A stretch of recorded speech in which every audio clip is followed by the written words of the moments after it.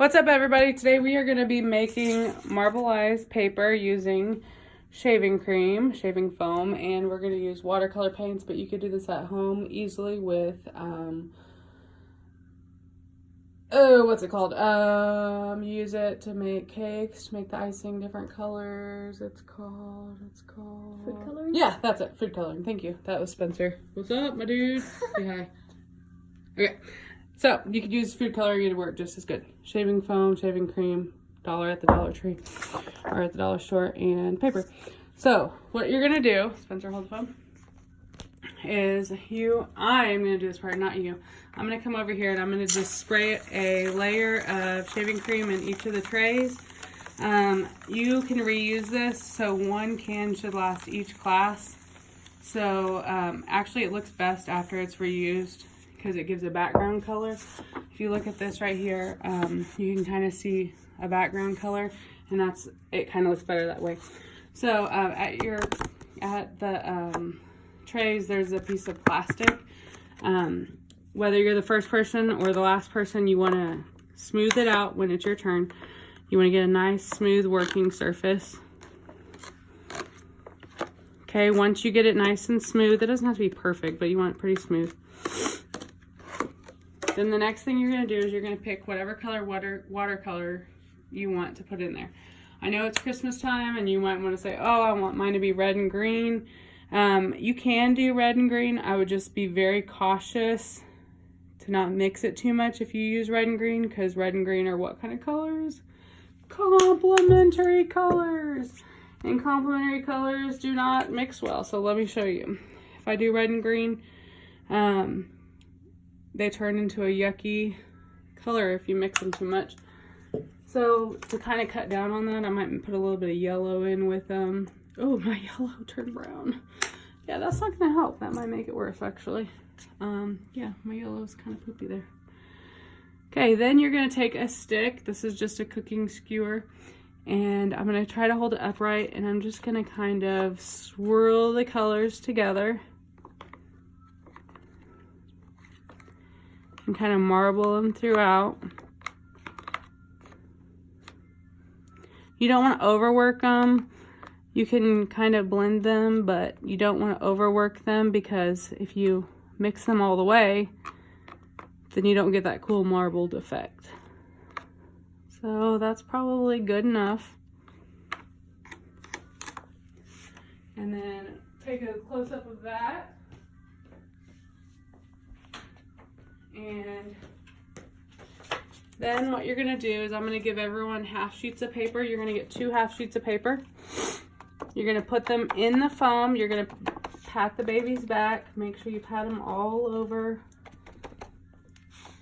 Don't miss any spots,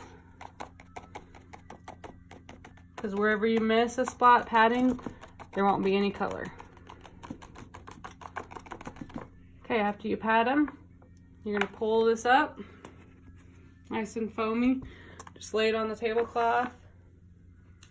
Get that same piece of plastic. Okay. Then I'm going to come over here and I'm just going to scrape off the extra foam. And I'm going to take all that extra and just wipe it in on the edge.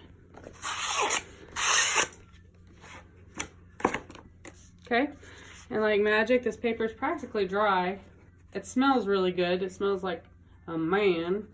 Okay, and then you can do one of 2 things with this. You can either fold it in half and make a Christmas card out of it, which is a pretty cool, unique design Christmas card, or you can do what I'm going to show you next. Okay, so after you get your design made, one of the things you could do with it, like I said, you can make the card, but another thing you could do is at the front, I have ornaments, and you can turn it over and you can trace ornaments on the back side of your paper. I would trace them close to the edge, so that way you can get as many ornaments as you want to fit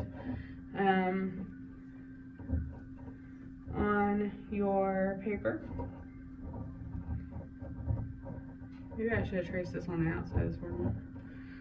Okay, and then you could use the scissors at your table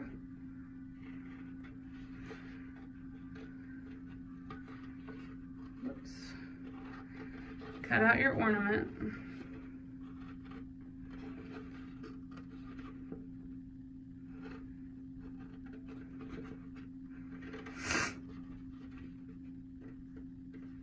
Sorry, I'm still sick in this video. You're gonna hear me sniffling, and I know you're gonna make fun of me for it and laugh every time I sniffle. I know some of you guys, some of my sneaky little students like to laugh when I sniffle, and I apologize for that.